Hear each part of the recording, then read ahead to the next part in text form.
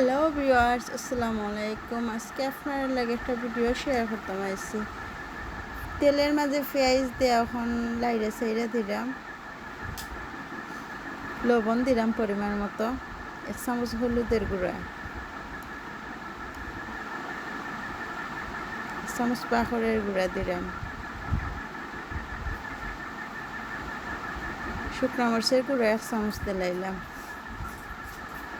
তুরা joule দিলাম, ফল্লে রাখা আলুরে দিলাই মখন মশলার মাঝে দিয়া সুন্দর করে লাড়ি সারি আলুটা সিদ্ধ হওয়ার আগ পর্যন্ত জাল দিব। বেশি করে কাঁচামরিচ দিলাম, ছোটো মাছ রান্না করবো, বেশি করে জাল দেওয়া লাগবে। তেলটা আমি একটু কম দিছি, আমার ঘরে রুগী একজন আছেন, তাই সুস্থ তেল খাইলে সমস্যা করবো। ওই দেখো ছোটো মাছের মাঝে বালাইটিকে লবণ দিয়ে সুন্দর করে খসলাইয়া দইয়া সারাই নিলাম।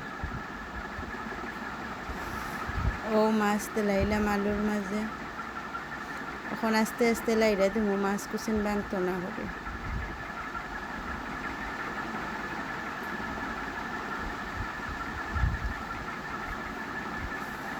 ও জুল দিলাইলাম,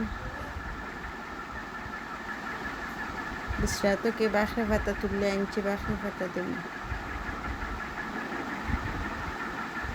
ওই দেখো কাটক গায়ে 39 এখন বাখরে পাতা দিলাইলাম। আমার তরকারি হয়ে গেছে, এখন আপনারা পরিবেশন করে দেখাইলাম। ভিডিওটা ভালো লাগলে সাবস্ক্রাইব